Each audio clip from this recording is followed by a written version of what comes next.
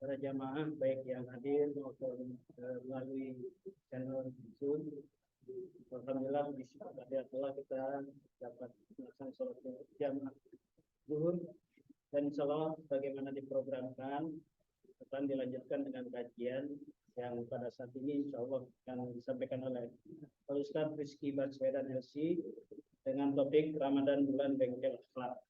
Insyaallah kajian selanjutnya di Senin depan akan disampaikan oleh Ustaz Unida Fatahullah tentang 7 tempat yang dijanjikan pahala pada saat sholat berjamaah. Kemudian di minggu berikutnya, tidak di hari Senin, di hari Selasa pada tanggal 11 April 2023 akan disampaikan oleh Ustaz Salim bin Mukhtar LCMA, tematik kajiannya, dan di kajian yang terakhir insyaallah pada tanggal 13 April 2023 sebelum kita cuti bersama akan melanjutkan kajian fikih ibadah, yang dalam hal ini kita meneruskan kajian tentang penyelenggaraan jenazah yang akan disampaikan oleh Ustaz Pemuji Hadiwaldio LC. Selanjutnya kami sampaikan bahwa kegiatan Ramadan di Respon insyaallah selain kajian ada juga pemberian hidangan berbuka dan sahur. Yang tahun lalu hanya berbuka, insya Allah kita tingkatkan tahun ini dengan sahur. Untuk itu kami atas nama panitia dan ketua DKM Masjid DKM Asyifa mengucapkan banyak terima kasih kepada para jamaah sekalian, khususnya yang telah berpartisipasi dan kontribusi dalam kegiatan dimaksud. Insya Allah akan kami salurkan dengan sebaik-baiknya sesuai amanah para jamaah sekalian. Demikian untuk Mersikatotu, kami persilakan pada Ustaz untuk menyampaikan materinya. Nanti kalau ada kesempatan kita bisa bertanya jawab. Demikian, Assalamualaikum warahmatullahi wabarakatuh.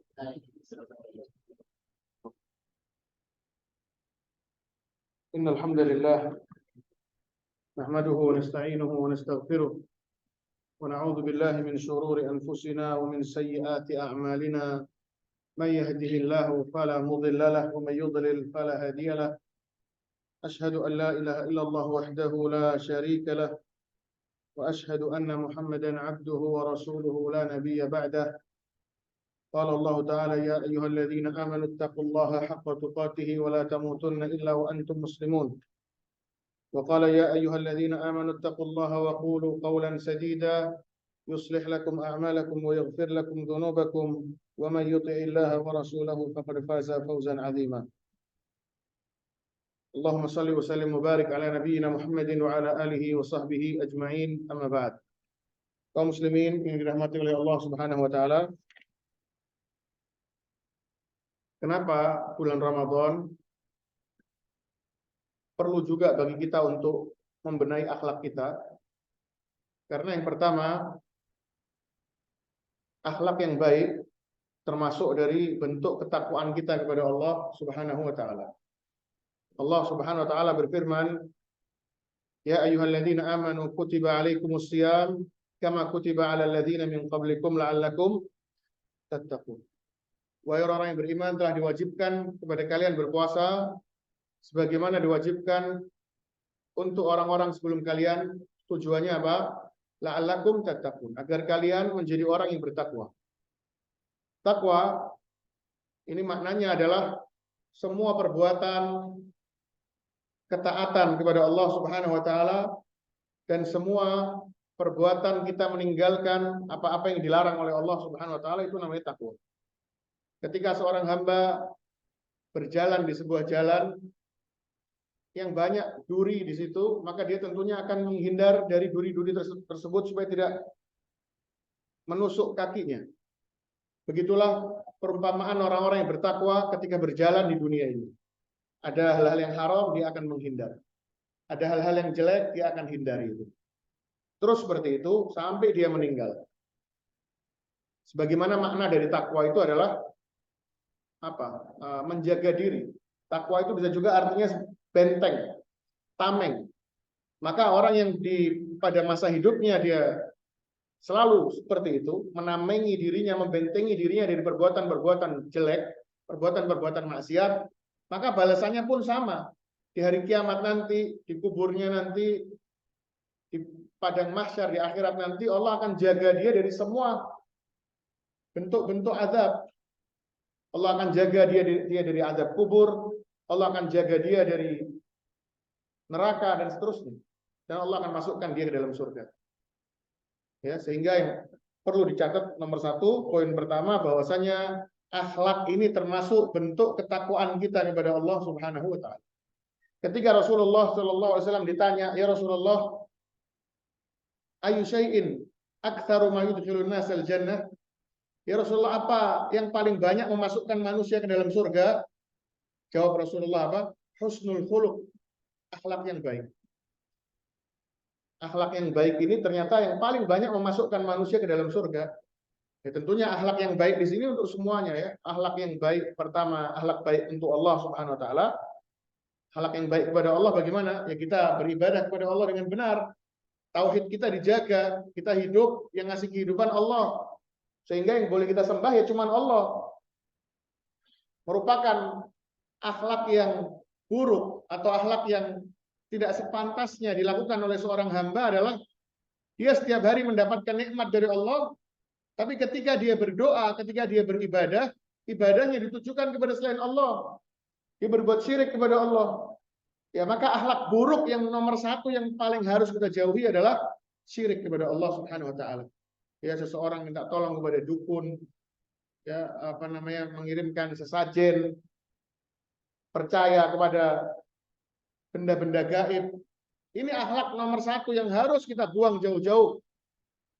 Karena ini berkaitan dengan akhlak yang baik kepada Allah Subhanahu wa taala. Kemudian yang kedua, akhlak baik sesama manusia. Ya, bahkan sesama makhluk hidup. Rasulullah itu mengajarkan akhlak yang baik ya kepada manusia, bahkan kepada binatang sekalipun, bahkan kepada benda mati sekalipun. Ya, bagaimana Rasulullah memperlakukan benda mati itu ada diajarkan. Makanya Rasulullah ketika ditanya apa yang paling banyak memasukkan manusia ke dalam surga, jawabnya Rasulullah apa? Husnul khuluq, akhlak yang baik. Dan sebaliknya ketika ditanya an ayyi syai'in an aktsari ma yudkhilun nas an-nar, yang paling banyak memasukkan manusia ke neraka apa ya Rasulullah? Kata Rasulullah apa? Al-fam wal farj. Lisan manusia ini dan juga kemaluannya. Mulutnya dan kemaluannya. Ya karena memang biasanya akhlak buruk itu sumbernya dua ini. Lisannya nggak dijaga. Sama orang kalau ngomong ya judes, jahat, tajam kalau ngomong. Nggak dijaga lisannya, sembarangan. Dia nggak menyaring apa yang keluar dari lisannya. Padahal Allah SWT mengatakan, ya ayyuhalladzina amanu taqullaha wa qulu qawlan sadida. Wahai orang-orang yang beriman, bertakwalah kepada Allah. Alias jagalah dirimu dari azab Allah, alias takutlah kepada Allah. Wa qulu qawlan sadida, dan katakanlah perkataan yang baik dan benar.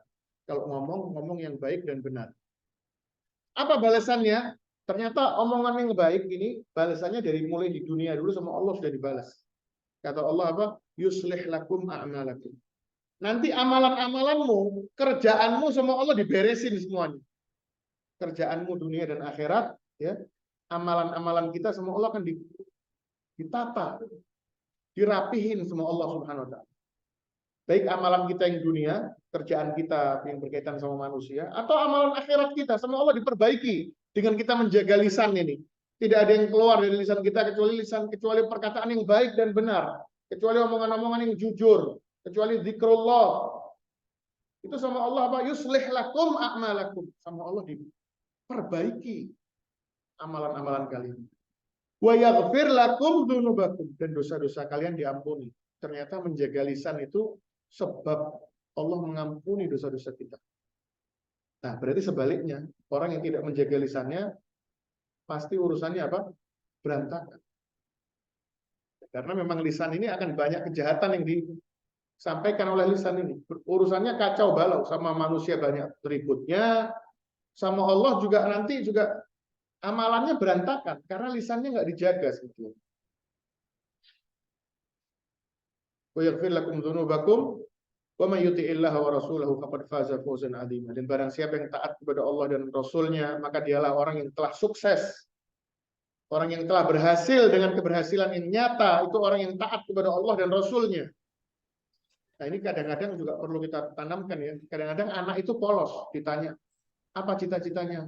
Masuk surga. Kalau trainernya orang yang belajar agama, dia akan mendukung cita-cita itu. Tapi kalau enggak, maksudnya bukan itu. Maksudnya mau jadi apa? Jangan, biarkan anak-anak kecil cita-citanya mau jadi apa, mau masuk surga, itu biarkan, dukung ya.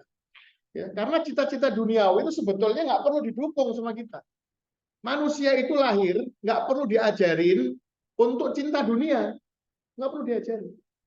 Itu sudah fitrah manusia. Nggak perlu dicintai kalau orang laki nanti harus suka sama perempuan, orang perempuan nggak usah, itu sudah fitrah. Kata Allah SWT, zuyyina linnasi hubbus syahawati minan nisa. Manusia itu lahir sama Allah dihiasi dengan apa? Dia syahwat, ada syahwat, bukan cinta lagi, tapi syahwat. Syahwat itu menarik dirinya untuk suka sama wanita, kalau orang laki ya, wal banin, anak, dia juga pengen punya anak, itu fitrah manusia. Wal qanatiril muqantarah, dan juga harta-harta dunia, emas, perak, minadz dzahabi wal fiddah, emas, perak, wal khailil musawwamah, dia suka kendaraan-kendaraan yang bagus. Kuda-kuda yang bagus, contohkan sama Al-Quran, kuda-kuda yang mahal. Kalau zaman sekarang ya kendaraan yang mewah. Jadi nggak perlu diajarin anak-anak itu ya. Harus jadi ini, harus jadi itu. Itu cita-cita dunia, otomatis dia itu akan lahir sudah instingnya dia ke situ. Ya, maka kata Allah SWT, wa may yuti'illah wa rasulahu, orang yang taat kepada Allah dan Rasulnya, faqad faza fawzan aziman, dialah yang telah berhasil dengan keberhasilan yang nyata, menang dengan kemenangan yang nyata. Kemudian Rasulullah Shallallahu Alaihi Wasallam pun mengatakan ya, ma min syai'in athqalu fi mizanil mu'min yaumal qiyamah min husnil khuluq. Tidak ada amalan yang lebih berat di hari kiamat nanti yang melebihi beratnya husnul khuluq, akhlak yang baik. Jadi akhlak yang mulia ini itu yang paling berat nanti timbangannya di hari kiamat nanti. Orang yang akhlaknya baik sama Allah, alias dia jaga ibadahnya, dia jaga dari perbuatan haram, kemudian sama manusia dia juga akhlaknya dijaga. Ini yang paling memasukkan, yang paling berat nanti di timbangan nanti. Kemudian kata Rasulullah apa? Melanjutkan hadis tersebut, wa innallaha yubghidul fahishal badhi. Dan sesungguhnya Allah itu benci sama orang yang fahish, yang suka berbuat perbuatan yang keji. Perbuatan keji itu jelas masuknya dalam kategori maksiat, tapi maksiat khusus. Maksiat biasanya yang berkaitan dengan kelamin, itu fahisyah. Ya, makanya dibedakan ya, sama Allah itu sering dibedakan. Makanya inna sholata tanha anil fahsya wal munkar. Sesungguhnya sholat itu menjagamu dari perbuatan fahisyah dan munkar. Loh, apa bedanya Ustaz? Perbuatan keji dan munkar kan sama-sama maksiat, ya. Munkar itu ya semua maksiat, ya. Perbuatan keji itu kemungkaran yang berkaitan dengan alat kelamin biasanya, yang jorok-jorok, zina, homo dan seterusnya. Dan Rasulullah mengatakan apa? Innallaha yubghid, sesungguhnya Allah benci sama orang yang jorok, suka sama yang kempro-kempro, yang jorok-jorok, al-badhi, dan juga Allah benci sama orang yang mulutnya itu kotor. Allah nggak suka sama orang yang mulutnya kotor. Kalau ngomong semua yang terlewat dari di kepalanya semua diucapkan sama dia. Ya. Di sini juga perlu kita untuk menyaring lisan kita ini ya. Kadang-kadang lisan kita memberikan kita tawaran. Ayo mau ngomong apa ini? Mau ngomong A, B, maknanya sama, tapi yang ini kasar, yang ini lembut. Harus pilih yang baik. Karena Allah nggak suka tuh sama orang yang badi, lisannya kasar, kotor. Kalau milih diksi-diksi yang tajam, yang nyakitin orang, yang nggak enak didengar. Rasulullah itu sangat memperhatikan hal-hal seperti itu. Sangat Rasulullah perhatikan. Rasulullah itu nggak pernah nyinggung sahabatnya, itu nggak pernah. Karena itulah perintah Al-Quran. Kata Allah Subhanahu Wa Taala, wa qulu linnasi husna, dalam Al-Quran disebutkan, katakanlah kepada manusia perkataan yang husna. Husna itu terbaik. Husna itu sama seperti Asmaul Husna, nama-nama Allah yang terbaik. Jadi katakanlah kepada manusia perkataan yang paling baik. Alias pilihan yang baik itu banyak. Pilihan buruk udah jangan dilihat ya. Pilihan yang baik banyak. Pilihkan yang terbaik untuk keluar dari lisanmu itu. Ini nasihat buat saya dan juga buat kita semuanya. Wa qulu lin-nasi husna. Kata Allah SWT, katakan kepada manusia perkataan yang baik. Dan juga kata Rasulullah SAW, wal kalimatut thayyibatu shadaqah. Kata-kata yang thayyibah, yang indah itu sedekah. Kata-kata yang baik itu sedekah. Dan bahkan Rasulullah SAW itu yu'jibuhul fa'al.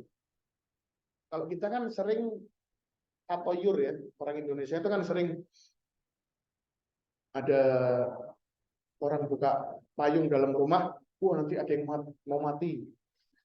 Nanti ini pamali, nggak boleh makan sambil jongkok, nggak boleh pamali duduk di kursi, awas ada yang mau sakit, ada ini begini. Ini semua yang serem-serem nih. Itu namanya tatoyur. Tatoyur itu masuk dalam perbuatan syirik gitu. Dia mengkaitkan segala sesuatu yang terjadi dengan kejadian dengan apa? Kesialan. Kok sukanya yang sial-sial? Rasulullah ini nggak suka yang sial-sial loh. Ternyata Rasulullah itu sebaliknya, orang yang suka al-fa'al, kalimat-kalimat yang optimis. Allah itu suka kalimat-kalimat yang apa? Yang optimis. Wa kana yu'jibuhul fa'al. Jadi Rasulullah itu disebutkan kalau ketemu orang yang sakit, Rasulullah manggilnya apa? Ya Salim. Salim itu artinya, wahai orang yang sehat. Orang yang sehat, sini. Ini juga pelajaran ya buat kita, apalagi yang kerja di rumah sakit ini ya. Dokter-dokter ya, kalau ngomong jangan yang serem-serem. Jangan, ngomong yang baik. Kata para ulama, perkataan itu ada kaitannya dengan takdir. Ada ikatannya dengan apa? Dengan takdir Allah Subhanahu wa taala. Jadi kalau ngomong yang baik. Bahkan kata Rasulullah SAW, wala taqulu illa khairan. Jangan katakan kecuali perkataan yang baik. Kenapa?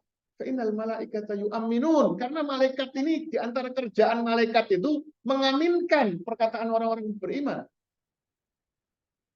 Jadi Rasulullah itu kalau ketemu orang yang kebingungan, barangnya hilang, Rasulullah manggilnya apa? Ya wajid.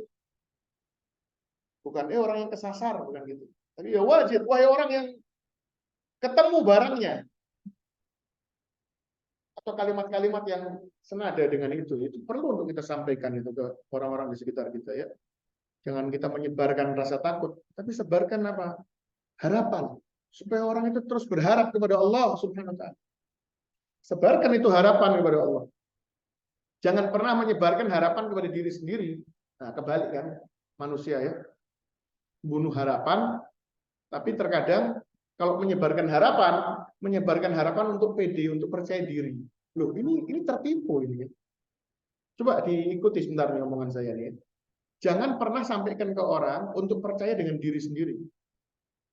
Jangan pernah. Kita harus percaya diri. Orang sakit, kita harus percaya diri. Enggak banget. Diri kita ini enggak akan menolong kita.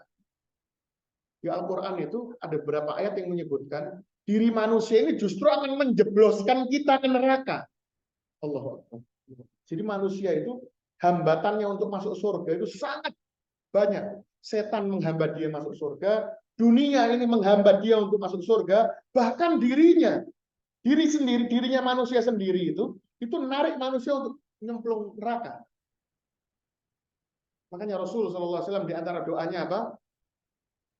Doanya Rasulullah itu, ya Allahumma rahmataka arju, ya Allah rahmatmu lah yang aku harapkan. Fala takilni ila nafsi tarfata ain. Jangan engkau percayakan aku kepada diriku sendiri, meskipun sekejap mata ya.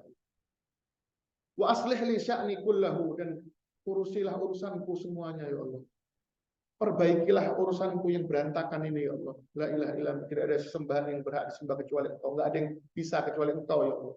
Bayangkan, fala takilni, jangan engkau sandarkan aku ila nafsi, kepada diriku, tarfata ain, sekejap mata. Jadi kita kalau ditinggal sama Allah untuk ngurusi diri kita sendiri, Pak, mati kita. Mati, jadi bubur gitu, hancur lebur jadi bubur. Jadi sampaikan itu ke manusia, harapan itu apa? Rahmatnya Allah itu sampaikan ke manusia. Sampaikan ke manusia. Allahumma rahmataka arju. Sampaikan manusia agar terus minta doa sama Allah. Ya Allah, rahmatmu yang aku harapkan. Rahmatmu yang aku andalkan, ya Allah. Nah itu makanya ya bagusnya orang yang menjaga akhlaknya itu di situ. Dia akan bermanfaat untuk orang lain. Dan jangan diremehkan ini ya. Ini apa namanya, lisan ini, perkataan yang baik itu jangan diremehkan. Kata Rasulullah SAW, Inna minal bayani la sihra. Sesungguhnya perkataan yang indah itu ada kesamaan dengan sihir. Hampir sama, ada poin persamaan dengan sihir. Sampai kata para ulama itu sihir yang halal. Kalau sihir yang hubungannya dengan jin, dukun itu kan murtad, membuat orang syirik, kafir. Tapi kalau sihir perkataan itu halal. Apa kesamaannya? Dia sama-sama bisa merubah orang. Bisa merubah orang. Kata-kata itu bisa merubah orang. Orang yang tadi nggak semangat sama sekali dengar omongan kita yang baik, kok pas subhanallah sama Allah dikasih taufik dan hidayah, omongan kita pas nyampe di hatinya dia. Keluar dari hati kita sampai juga ke hatinya dia. Ini akan menimbulkan perubahan yang dahsyat, yang besar. Ya, makanya Rasulullah kalau pilih komandan perang itu milihnya nggak sembarangan. Rasulullah pilih nggak cuma yang ahli strategi perang, tapi juga orang-orang yang punya hati yang besar, punya kepercayaan diri sama Allah yang besar. Jadi perang-perangnya Rasulullah itu hampir nggak pernah ya. Pasukan Rasulullah lebih banyak itu hampir nggak pernah. Selalu pasukannya Rasulullah sedikit-sedikit. Perang Badar 300 lawan 1000. Perang Uhud Rasulullah 900, musuhnya 3000. Perang berikutnya lagi Rasulullah 3000, musuhnya 6000. Terus Rasulullah tambah banyak, musuhnya 3 kali lipat terus. 2 kali lipat, 3 kali lipat. Dan pernah beberapa kali itu ada orang yang mengatakan, ma'aksarul musyrikin wa ma'aqallal muslimin. Ya Allah, aku lihat pasukannya orang-orang kafir ini sangat banyak. Dan pasukan orang-orang muslim sangat sedikit. Dan di perkataan itu nggak pernah didiamkan sama Rasulullah. Ini omongan ini kalau didiamkan, itu akan gembosi semangatnya orang muslim. Didiamkan itu omongan, loyal semua nanti kaum muslimin. Rasulullah nggak pernah diamkan itu. Dan Rasulullah nggak pernah milih komandan, kecuali komandan-komandan yang akan membantah habis perkataan-perkataan seperti itu. Di antaranya Khalid bin Walid ketika dengar perkataan seperti itu, dia langsung teriak. Innamal fauz laisa bikathratil adad. Sesungguhnya kemenangan itu bukan karena pasukan yang banyak, bukan karena peralatan yang lengkap, bukan, tapi karena keimanan seseorang di hatinya kepada Allah Subhanahu wa taala, itu yang menjadikan dia menang.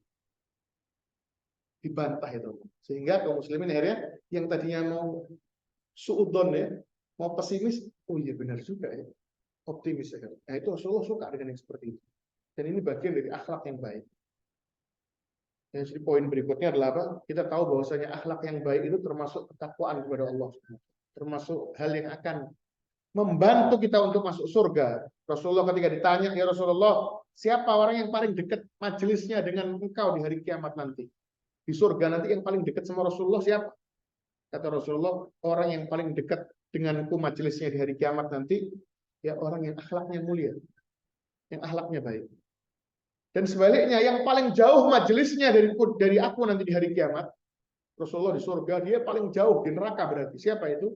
Al-mutafayhikun, kata Rasulullah. Orang-orang yang sombong, wastarsarun, orang yang banyak ngomong, tapi omongannya nggak dijaga. Wal mutasyaddiqun. Mutasyaddiqun itu orang yang dia banyak gaya gitu. Intinya pokoknya akhlaknya jelek semuanya. Di sini kita tahu bahwasanya akhlak yang mulia termasuk bentuk ketakwaan dan jalan ke surga. Kemudian kenapa kok harus di bulan Ramadan? Kenapa kok bulan Ramadan adalah bulan untuk memperbaiki akhlaknya? Karena memang Rasulullah SAW disebutkan, karena Rasulullah SAW ajwadan nas. Rasulullah itu orang yang paling baik akhlaknya.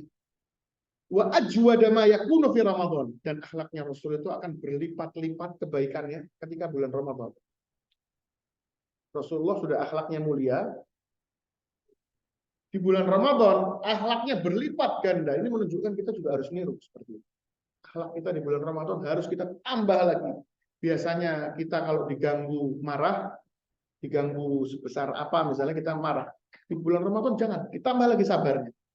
Biasanya kita kalau di bulan yang lain agak pelit misalnya. Kalau uang-uang agak besar kita pelit, di bulan Ramadan coba yang baik. Ingatlah bahwasanya Hal jazaul ihsani illal ihsan. Tidaklah balasan kebaikan kecuali kebaikan yang sama. Nggak mungkin orang mukmin itu, ya, orang mukmin ini hidupnya sangat bagus. Kata Rasulullah, orang mukmin ini nggak mungkin ditimpa keburukan, nggak mungkin. Kalaupun itu keburukan yang menimpa dia, menimpa orang mukmin, maka dia akan sabar, dan sabar itu bagus buat dia. Ada balasan dari Allah. Akhirnya jadi bagus lagi. Meskipun ditimpa musibah, tapi itu baik untuk orang mukmin. Dia keluarkan hartanya di jalan Allah, dia keluarkan hartanya dengan niat sedekah, dengan niat infak di jalan Allah. Nggak apa-apa dia niatkan di situ untuk supaya dibalas sama Allah dengan berlipat ganda, nggak apa-apa. Jadi nggak berkurang hartanya, justru akan bertambah. Jadi di bulan Ramadan itu ditingkatkan, kedermawanan kita ditingkatkan lagi. Ya, karena Rasulullah itu ajwadan nas, orang yang paling dermawan, orang yang paling baik akhlaknya, wa ajwada ma yakunu fi Ramadan, dan akhlaknya akan berlipat ganda ketika di bulan Ramadan. Kenapa Rasulullah bisa berlipat-lipat akhlaknya di bulan Ramadan? Ada dua sebabnya. Ini makanya ini. Sebabnya apa? Yang pertama karena hina yalqahu Jibril wa kana Jibril yalqahu fi kulli lailah. Karena Rasulullah di bulan Ramadan itu berjumpa dengan malaikat Jibril setiap malam. Fayudarisuhul Quran. Ngapain? Apakah ngobrol-ngobrol? Enggak. Yudarisuhul Quran. Belajar Al-Quran. Saling setor menyetor Al-Quran, kemudian dipretelin untuk Quran, dipelajarin makna-makna tafsirnya lengkap. Rasulullah sama Jibril setiap malam di bulan Ramadan, Jibril turun untuk mempelajari Quran dengan Rasulullah, saling mempelajari, ya. Maka kata para ulama, dua ini yang menyebabkan Rasulullah bisa berlipat ganda kebaikannya, karena bertemu dengan Jibril dan karena belajar Al-Quran. Jadi di bulan Ramadan ini kata para ulama, berkumpullah dengan orang-orang yang soleh. Ya, jangan ketemu sama teman-teman yang nggak ada manfaatnya, apalagi yang memberikan madarat, memberikan pengaruh buruk. Nggak usah ketemu dulu di bulan Ramadan. Jadi berkumpul sama orang-orang soleh dan juga mempelajari Al-Quran di bulan Ramadan. Ya, bergelut dengan Al-Quran. Kalau ada waktu kosong ya Al-Quran. Menyempatkan harus khatam minimal 1 kali 1 bulan. Kemudian dipelajari, baca maknanya apa, tafsirnya apa, dibaca. Dengarkan pengajian tentang Al-Quran. Di bulan Ramadan harus berlipat ganda itu. Sebelumnya dengarkan kajian mungkin seminggu sekali. Di bulan Ramadan terus ditambah. Lewat YouTube, lewat yang lain sudah banyak sekali. Dengan dua itulah Rasulullah bisa meningkatkan akhlaknya di bulan Ramadan. Kemudian juga kenapa kok harus di bulan Ramadan? Karena di bulan Ramadan ada ancaman. Orang yang akhlaknya jelek itu ada ancamannya. Dalam hadis Rasulullah SAW mengatakan, man lam yada' qaulaz zur wal amala bih. Barang siapa yang tidak meninggalkan qaulaz zur, omong kosong atau perkataan yang sia-sia di bulan Ramadan, wal amala bih, dan perbuatan yang sia-sia di bulan Ramadan, falaysa lillahi hajatun an yada'a ta'amahu wa syarabahu. Maka Allah enggak butuh dengan puasanya. Puasanya yang hanya sekedar lapar dan haus itu Allah nggak sudi menerima. Ya, karena tujuan Ramadan itu bukan hanya sekedar kita nggak puasa, kita nggak makan, nggak minum.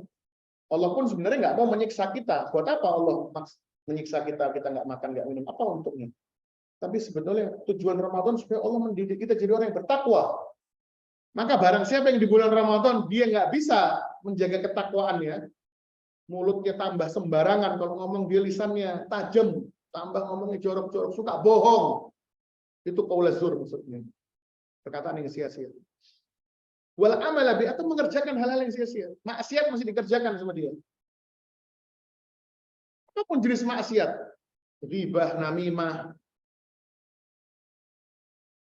nonton film dan lain sebagainya. Itu termasuk perbuatan yang banyak sekali ranjaunya itu. Maka sangat harus ditinggalkan di bulan Ramadan. Karena ancamannya apa? Allah nggak akan terima puasanya. Dan ingat, orang yang gagal mengarungi Ramadan, yang gagal menjalankan Ramadan, maka neraka balasannya. Kata Rasulullah SAW, wailun atau rahima anfu rajulin, celaka man dakhala alaihi syahru Ramadan, orang yang mendapati bulan Ramadan hatta salah minha, sampai selesai, walam yughfar lahu, dan dosa-dosa belum diampuni sama Allah. Celaka dia. Alias maksudnya celaka apa? Ya neraka buat dia. Jadi bulan Ramadan itu minimal dosa-dosa kita itu diampuni sama Allah. Minimal. Maksimalnya, waduh, kita dapat surga yang paling tinggi. Tapi minimal orang yang masuk bulan Ramadan itu dosa-dosa harus dihapus sama Allah. Maka orang yang tetap sama keadaannya di luar Ramadan dan di dalam Ramadan, tetap mulutnya nggak dijaga, perbuatannya tetap nggak dijaga, maka Allah nggak terima puasanya, alias gagal Ramadan itu. Kemudian, kenapa harus bulan Ramadan? Memperbaiki akhlak, karena juga memperbaiki akhlak di bulan Ramadan ini digampangkan ya. Orang beramal ibadah di bulan Ramadan itu lebih mudah dibandingkan di hari yang lain.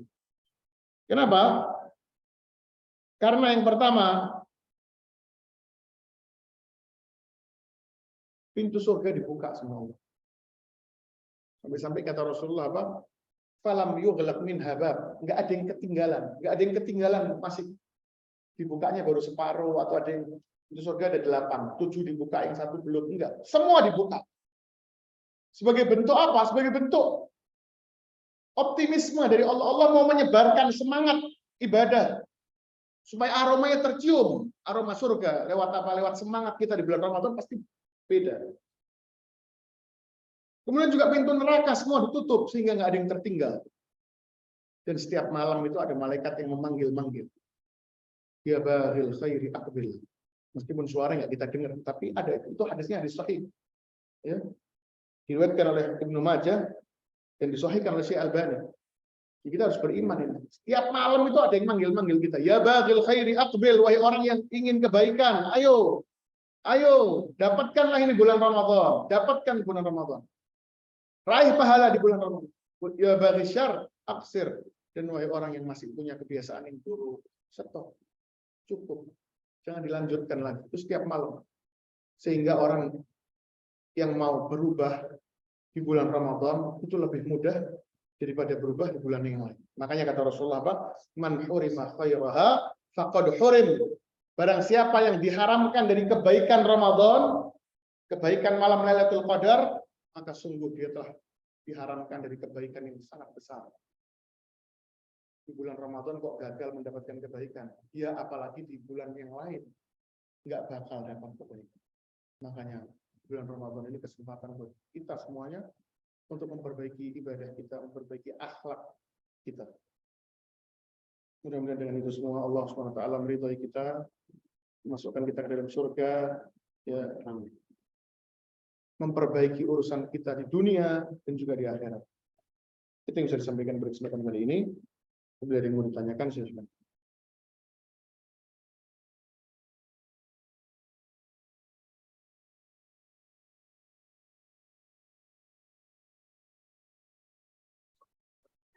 Tapi di luar tema boleh. Ya.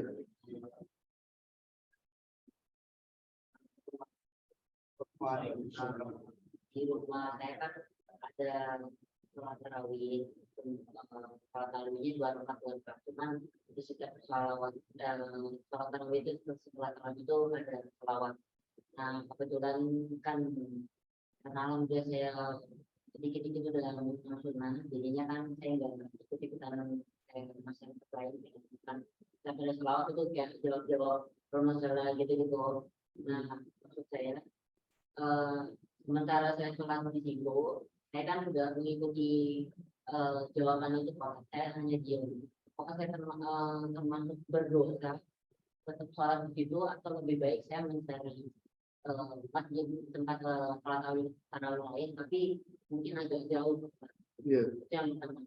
Yang kedua, satu lagi Pak, apakah kita sebagai penuntut ilmu bolehkah kita menyampaikan beberapa ilmu yang kita miliki Pak, atau misal contoh teman kita yang belum mengenal sunnah, contoh misalkan kayak kita kasih tahu, oh ini tuh nggak sesuai ajaran Rasulullah loh, gitu. Cuman saya tuh ragu Pak, maksudnya apakah kapasitas saya sudah termasuk boleh menyampaikan atau kita tetap kalau ilmu Pak? Ya, kalau Ya, ya, jadi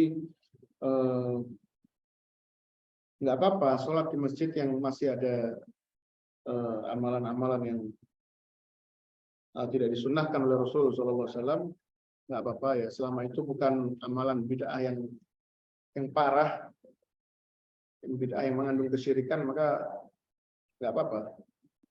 Ya, kata Imam Al Hasan Al Basri, "Sholli wa alaihi bid'atuhu." Nggak apa sholat di belakang imam yang masih ada melakukan perbuatan yang tidak disunahkan oleh Rasulullah, dia akan menanggung sendiri itu bid'ahnya itu. Ya, jadi yang menjadi PR kita adalah ya, tidak mengamalkan amalan kecuali yang disunahkan oleh Rasulullah SAW. Ya, upayakan setiap amalan yang kita kerjakan itu kita tahu sumbernya, kita baca hadisnya, ada penjelasan para ulamanya di situ. Ya. Yang nggak kita tahu ya nanti dulu aja. Ya, supaya amalan kita benar-benar sesuai dengan tuntunan Rasulullah SAW. Kemudian yang berikutnya apa tadi? Iya. Ya, Anda harus tetap thalabul ilm, harus tetap belajar ilmu agama ya. Sekarang belajar ilmu agama itu sangat mudah ya. Kita malu kalau kita lihat cerita para salaf itu dulu belajar ilmu agama itu dia habiskan dulu ulama di kampungnya.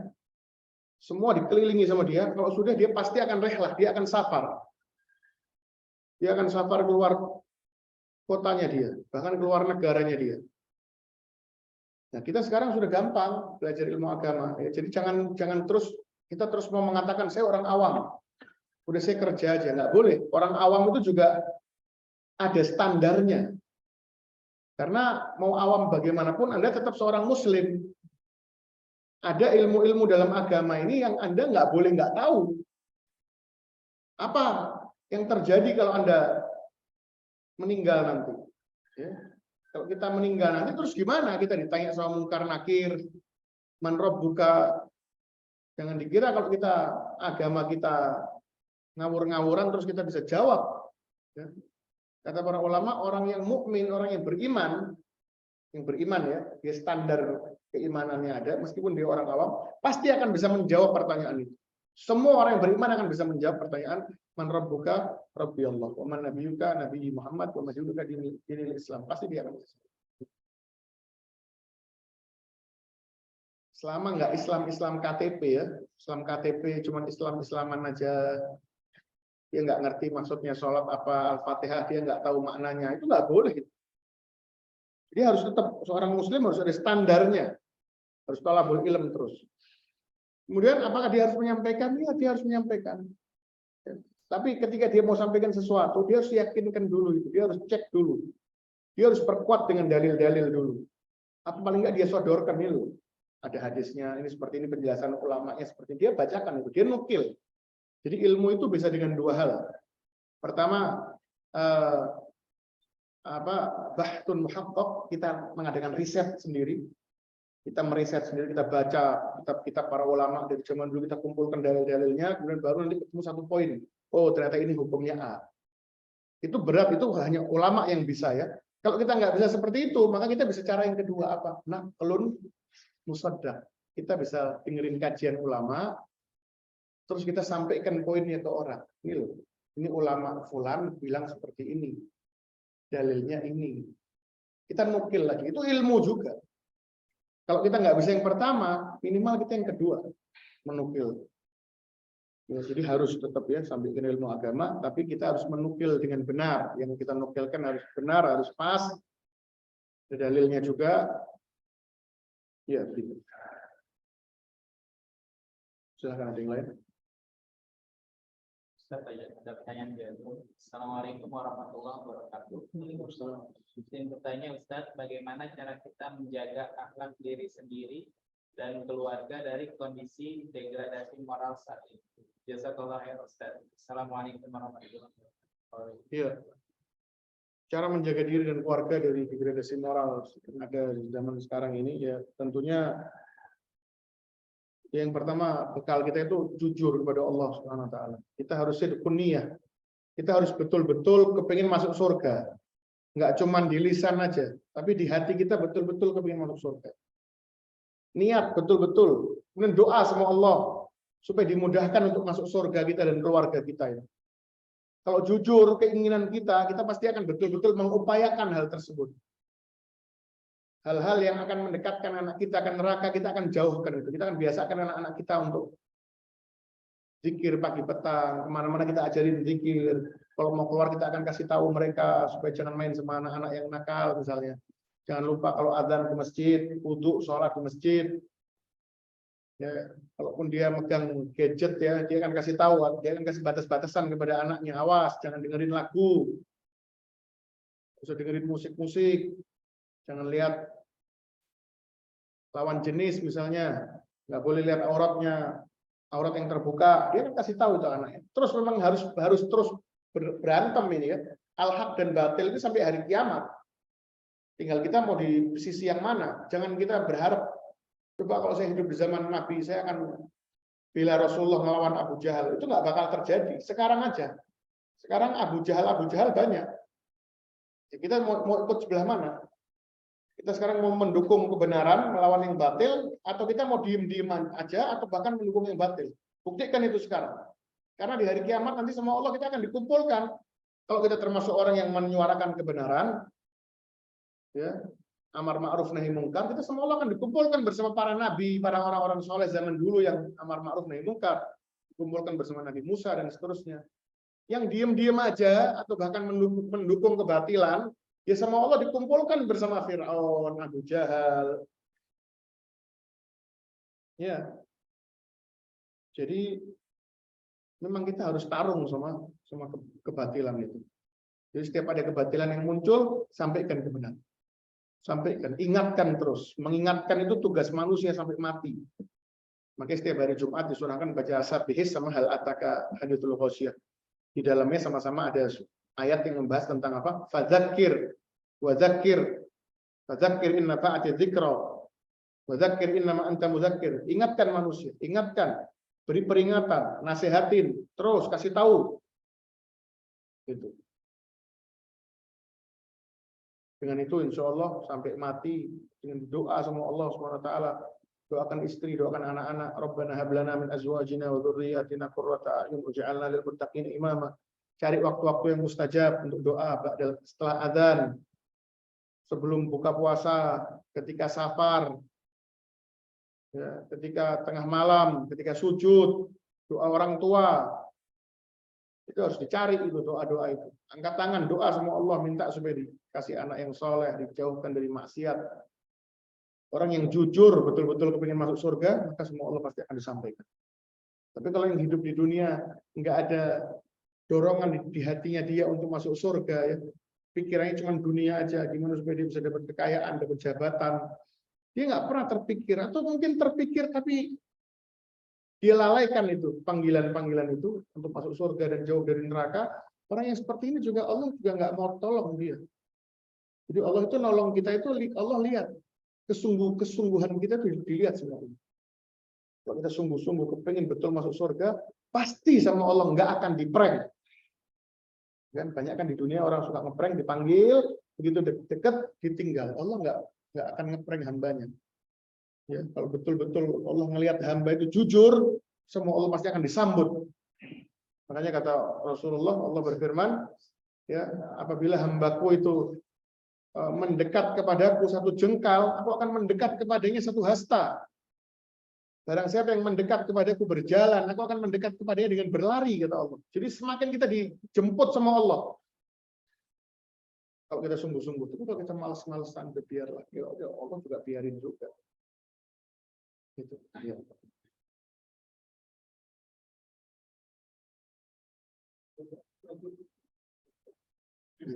Satu lagi dari pertanyaan terakhir silakan.